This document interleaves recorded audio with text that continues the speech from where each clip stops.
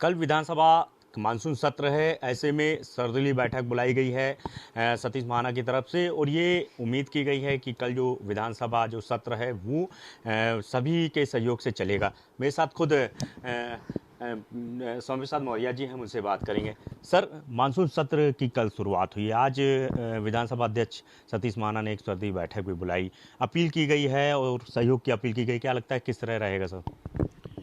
देखिए, आज पूरा प्रदेश गुंडा राज के हवाले हो चुका है, अराजकता के दौर से गुजर रहा है, कानून व्यवस्था पूरी तरह से ध्वस्त है,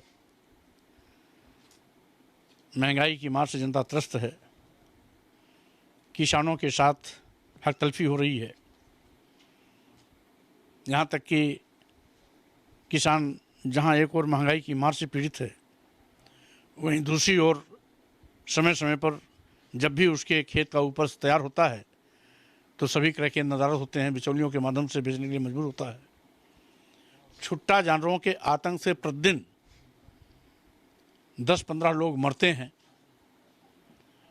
और इसके अतिरिक्त किसानों की फसल 100-100, 200-200 की तादाद में इकट्ठा छुट्टा जानवर आते हैं, चर के बराबर कर देते हैं। ये सभी तमाम मुद्दे ऐसे हैं जिस पे सरकार को घेरने का काम विपक्ष पूरी तैयारी के साथ सदन के दोनों, विधानमंडल के दोनों सदनों में मजबूती से अपना पक्ष रखेगा। और जो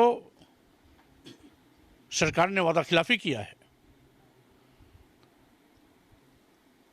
झूठी वाहवाही लूटने की सरकार लगातार कोशिश करती रहती है।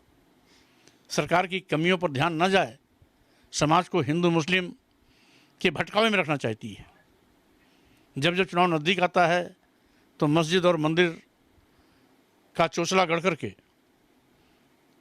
भाजपा सरकार अपने काले कारनामों पर, कमियों पर, किए गए पापों पर पर्दा डालने की कोशिश करती है। एक एक करके सबको उधेड़ेंगे, सबका खुलासा करके सरकार को कटघरे में खड़ा करने की कोशिश करेंगे। सर, सरकार तो बोल रही है, मुख्यमंत्री जी कह रहे हैं कि महंगाई की बात कर रही है, विपक्ष कर रहा है, बेरोजगारी की बात कर रहे हैं, तमाम अन्य जो मुद्दों की बात हो रही है। हम तो लगातार काम कर रहे हैं। हमारा जो दूसरा भी कार्यकाल है हम उसमें भी प्रदेश के लिए और युवाओं के लिए, महिलाओं के लिए, यहाँ तक कि अपराध की भी बात कर रहे हैं कि पूरी तरह अंकुश है। अब इसका तो जवाब उनको सदन के अंदर देना होगा। झूठी वाहवाही लूटने में और झूठ बोलने में भाजपा के लोग तो माहिर ही हैं। वो झूठ की ही खेती करते हैं, और सही मायने में ये सदन मानसून सत्र चलाने की तो केवल एक खाना पूर्ति है, औपचारिकता है। 4 दिन में कहीं उत्तर प्रदेश जैसे बड़े प्रदेश की समस्याओं पर चर्चा हो सकती है क्या? जो विधानमंडल का सत्र धीरे धीरे छोटा करते जा रहे हैं, केवल अपना सरकारी कामकाज निपटाने के लिए सत्र बुलाते हैं, क्षेत्र की जनता से इनका कोई मतलब नहीं है। सही माने में अगर क्षेत्र की समस्याओं पर चर्चा पूरी तरीके से हो तो 4 दिन में नहीं हो सकता है। उसके लिए कम से कम 15 दिन, 20 दिन का सत्र बुलाना चाहिए। हर सत्र इनका 3 दिन का, 4 दिन का, 5 दिन का, इससे ज़्यादा नहीं होता। तो स्वाभाविक रूप से ये भाजपा सरकार उत्तर प्रदेश की जनता की न केवल अनदेखी कर रही है, उनकी समस्याओं को भी सुनने से भाग रही है। क्योंकि अगर समस्याएं आएंगी तो सरकार की खामियां भी जग जाहिर होंगी। सर, सत्र में विपक्ष की बड़ी भूमिका होती है। जब आप लोग कोई मैसेज या कोई मुद्दा उठाते हैं तो वो सीधे समाज तक, जनता तक जाता है, पूरे प्रदेश की जनता जो उसको देखती है। तो क्या कोई रणनीति बनाई गई समय पार्टी की तरफ से? इस पर बाकायदा रणनीति भी बनी है, और चूँकि इस समय प्रदेश में यद्यपि ज्वलंत समस्याएं तो बहुत हैं, किसानों भी से संबंधित बहुत समस्याएं हैं, शिक्षा से भी संबंधित बहुत समस्याएं हैं, स्वास्थ्य चिकित्सा से भी संबंधित बहुत समस्याएं हैं। यहाँ तक कि उत्तर प्रदेश में भी गुजरात मॉडल शुरू कर रही है सरकार। सामुदायिक स्वास्थ्य केंद्रों को पीपी मॉडल में देने जा रही है। जिला अस्पताल का इन्होंने कपड़ा ही निकाल दिया है। जिला अस्पताल में एक बिल्डिंग और बना करके उसको मेडिकल कॉलेज घोषित किया और मेडिकल कॉलेज की कोई सुविधा वहाँ है ही नहीं। यहाँ तक कि जिला अस्पताल की जो सुविधाएं होती थी वो सुविधाएं भी ख़त्म हो गई। तो ये जो कुछ भी है कागजी घोड़े दौड़ाने के सिवाय भाजपा के पास कुछ भी नहीं है। तो इसी की जवाबदेही तो इनको देना पड़ेगा और इसीलिए जवाबदेही न देना पड़े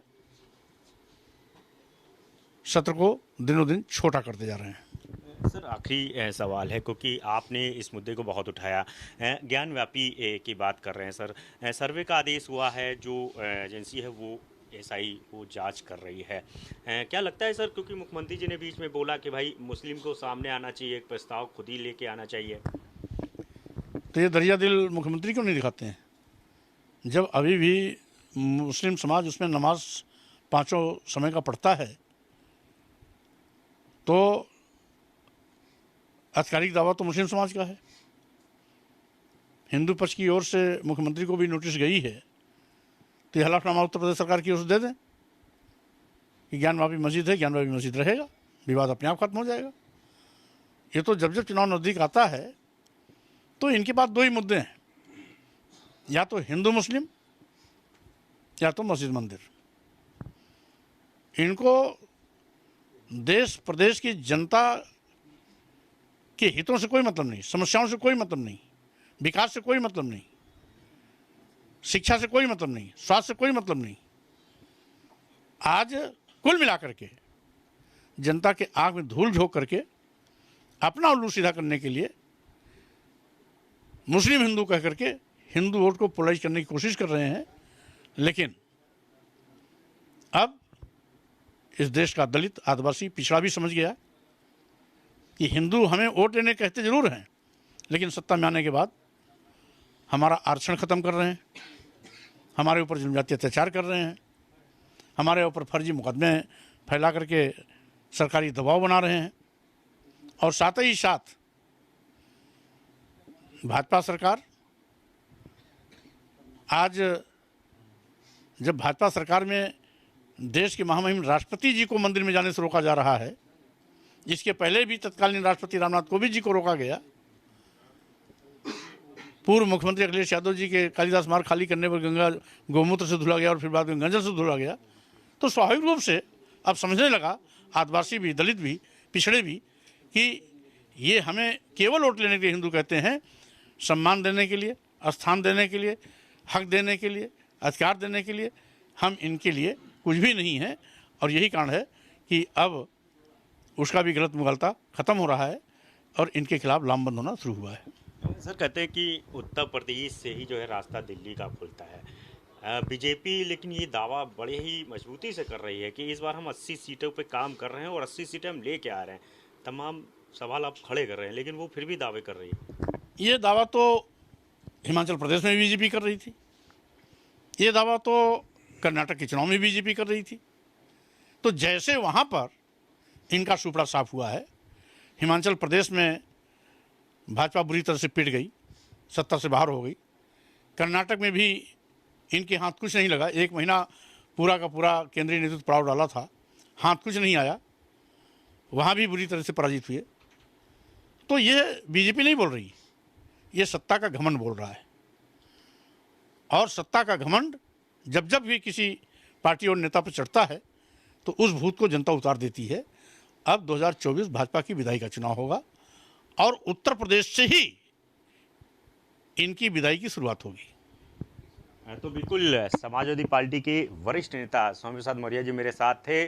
साफ है जिस तरह से वो बोल रहे हैं कि कल विधानसभा का जो मानसून सत्र है वो हंगामेदार होने वाला है, क्योंकि सरकार भले ही दावे कर रही हो, सर्वदलीय बैठक बुलाई गई है, अपेक्षा की गई है विपक्ष से कि वो सत्र चलाने में सहयोग करे, लेकिन जिस तरह के मुद्दे सामने आ रहे हैं उसको लेकर के विपक्ष पूरी तरह से तैयार है कि किस तरह कैसे जो है सरकार को घेरना है।